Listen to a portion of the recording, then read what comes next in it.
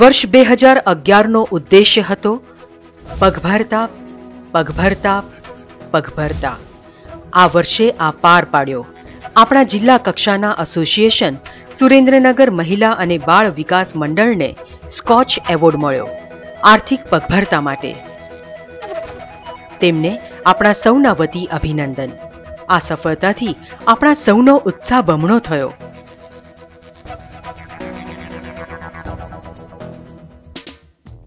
આપણી સેવાની સભ્ય સંખ્યા વર્ષ 2011માં 13,50,000 પહોંચી, જે ભારતનું બહેનોનું એકમાત્ર સંગઠન બન્યું. એટલું જ નહીં, પણ નવા 3 રાજ્યોમાં પણ સંગઠનની શરૂઆત કરી: કાશ્મીર, આસામ અને મેઘાલય. વર્ષ 2011માં 2,06,464 સભ્યોએ આવક ₹71,56,04,224 મેળવી. ગ્રામીણ સભ્યો અને તેમના સ્થાનિક આર્થિક સંગઠનોએ ઘણા જોખમો અને પડકારો લીધા, જેનાથી આવક વધી, રોજગારી મળી અને પગભરતા તરફ જઈ શક્યા. વર્ષ 2011માં બધા જ સંગઠનો સાથે રહી 70 કરોડની લોન ધંધા અને રોજગારી માટે રાષ્ટ્રીયકૃત બેંકો પાસેથી લીધી, જેમાં હરિયાળી અંતર્ગત 2 લાખ ચૂલા અને 2 લાખ બત્તી માટે ₹42 કરોડની લોનની જામીન આઈએફસી પાસેથી મેળવવામાં સફળતા મેળવી. આ સહેલું નથી. આ શક્ય બન્યું સતત મૂલ્યાંકન, ખર્ચમાં ઘટાડો, નાણાકીય સંચાલન અને આવકમાં વધારા દ્વારા, જે ટેકનોલોજીના નવતર ઉપયોગથી કરી શક્યા. દરેક વ્યક્તિએ ધ્યાન કેન્દ્રિત કર્યું સાદગી અને સ્વનિર્ભરતા ઉપર, જેનાથી નક્કર રોજગારીની તકો મળી. આ વર્ષ દરમિયાન એક જ ધ્યેય રાખ્યું: કૌશલ્ય વિકાસ અને બજાર જોડાણો, જેના પરિણામે 1,12,665 સભ્યોની આવક અને રોજગારીમાં વધારો કરી શક્યા. વર્ષ 2011નો મોટો પડકાર હતો કે કેવી રીતે વૈકલ્પિક રોજગારીની તકો ઊભી કરવી, જેથી અમે આવક અને રોજગારી ટકાવી રાખવા નવી તકો ઝડપી લઈ શકાય તે માટે સ્વાવલંબનની શરૂઆત કરી. સભ્યોને ખેતી વ્યવસ્થાપન, પશુ ચિકિત્સા, ટેક્સટાઇલ, ઉર્જા અને આઈસીટી અંતર્ગત તાલીમ આપવામાં આવી. 110 કુશળ તાલીમકારોની ટીમ તૈયાર થઈ અને વિવિધ ટેકનિકલ સંસ્થા અને ઇન્ડસ્ટ્રીઝ સાથે રહીને દરેક વિષયના તાલીમ મોડ્યુલને પ્રમાણિત કર્યા. આની ખાસિયત એ છે કે દરેક માસ્ટર ટ્રેનર હવે ઉદ્યોગ સાહસિક બન્યા છે. આ તાલીમકારોએ તાલુકે પોતાની શાળાઓ શરૂ કરી, જેથી 9,200 સભ્યોને નવું કૌશલ્ય કેળવવાની તક મળી. ખેડૂત ભૂખ્યો કેમ? તેના જવાબરૂપે ખેતી ઝુંબેશે ખેતીના ધંધાને ઉદ્યોગ તરીકે વિકસાવવાની સફળતા મેળવી, પરંતુ અન્નની સુરક્ષાને અગ્રિમતા આપી. 3,844 સભ્યોને તાલીમ આપી વાયદા બજાર અને વરસાદી વીમા સાથે જોડાણ કર્યું, જેથી જોખમો ઘટાડી શક્યા. ખેડૂતોને સીધા બજાર સાથે જોડ્યા, જેથી ખેતી ઝુંબેશનું ટર્નઓવર ₹8,29,27,823 પહોંચ્યું. 168 વીઘા જમીન છોડાવી અને તેની માલિકી બહેનોના નામે કરી.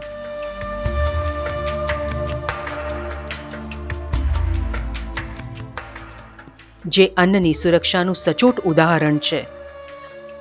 આપણી રૂડી આપણી મૂડી, જે નાના અને સીમાંત ખેડૂતોની પોતાની કંપની, જેમાં ખેડૂત ઉગાડે, ગામના જ ખેડૂ મંડળો ખરીદ કરે, ગુણવત્તા ચકાસણી કરે અને પેક કરી આપણી જ રૂડી બહેનો ગામડાના ફળીએ તેનું વેચાણ કરે,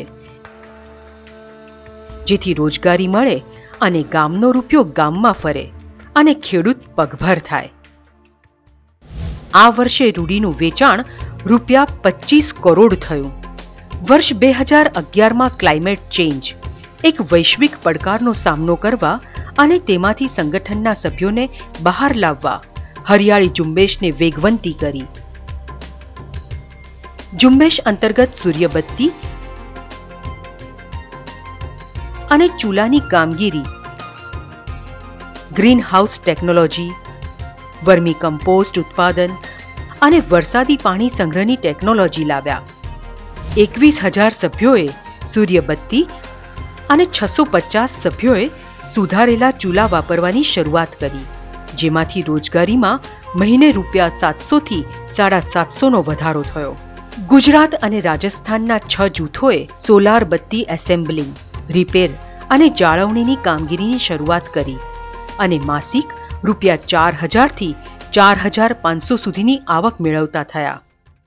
વનવનિતા ઝુંબેશ હેઠળ 14 લાખ રોપા તો ઉછેર્યા જ અને 72,000 કિલો વર્મી કમ્પોસ્ટનું 9 જૂથો દ્વારા ઉત્પાદન કર્યું.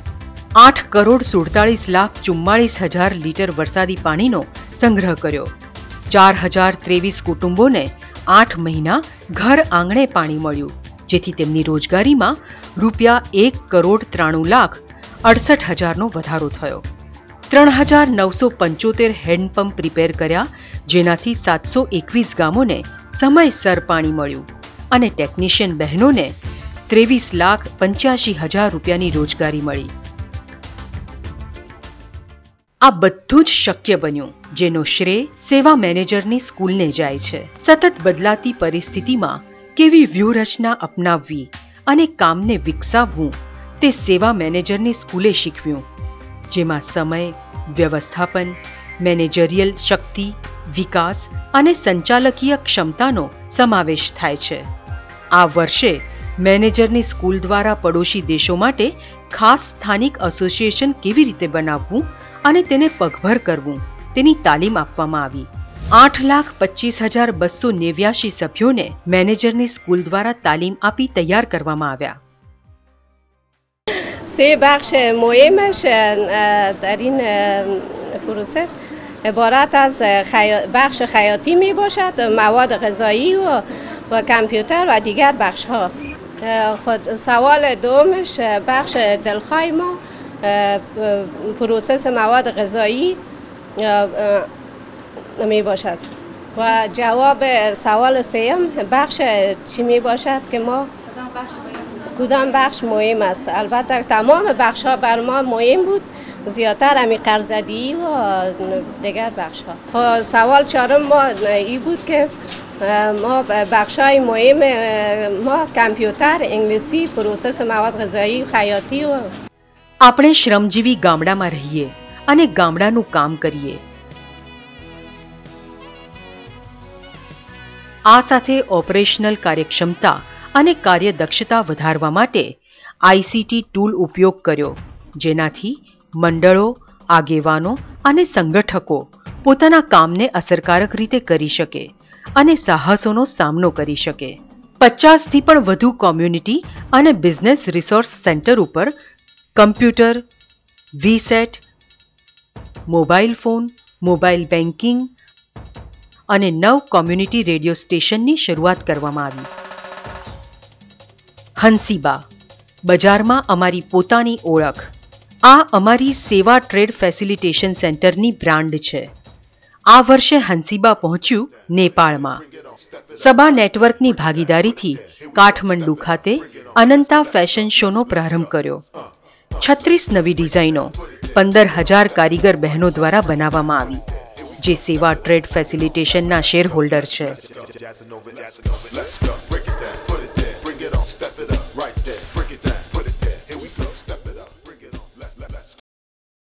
તેમની આ હંસીબાની અમદાવાદ, દિલ્હી, મુંબઈમાં પોતાની દુકાનો પણ છે. આ વર્ષે હંસીબાનું ટર્નઓવર ₹4 કરોડ ઉપર પહોંચ્યું. સેવા ટ્રેડ ફેસિલિટેશને તેના જેવા જ ટ્રેડ ફેસિલિટેશન સેન્ટરની સબા બ્રાન્ડ હેઠળ પડોશી દેશો જેવા કે પાકિસ્તાન, નેપાળ અને શ્રીલંકામાં પુનઃરચના કરી. સેવાના કામની શરૂઆત આપણા પાડોશી દેશમાં પણ થઈ. આ વર્ષે તો સેવા અફઘાનિસ્તાન, શ્રીલંકા અને નેપાળમાં પહોંચી. સેવાના સંગઠકોએ 5,000 ગરીબ, વિધવા અફઘાની, શ્રીલંકન બહેનોને eco regeneration, food processing, garment અને આઈસીટીની તાલીમ આપી, જેનાથી તેમની આવડત અને આવકમાં વધારો થયો. બહેનોએ હાલ જુદા જુદા પ્રકારના ઉત્પાદન અને તેનું બજારમાં વેચાણ કરવાની શરૂઆત પણ કરી. આ ઉપરાંત અફઘાની બહેનોએ પોતાના એસોસિએશન એવા બાગે ખજાના સભા એસોસિએશનની રચના કરી. આ જ દિશામાં આગળ વધી સેવાએ યુદ્ધથી અસરગ્રસ્ત થયેલ બહેનોના આર્થિક ઉત્થાન માટે શ્રીલંકાના પૂર્વ વિસ્તારમાં કામ કરવાની શરૂઆત કરી. આજે સેવા સંગઠનના 4 દાયકા પછી 13 લાખ સભ્યો અનુભવે છે અને અનુભવ કરાવે છે દૂસરી આઝાદી. રોજગારી અને આવકની સુરક્ષાની ખાતરી સાથે આગે કૂચ કરતા અમે હંમેશા ગાઈએ છીએ.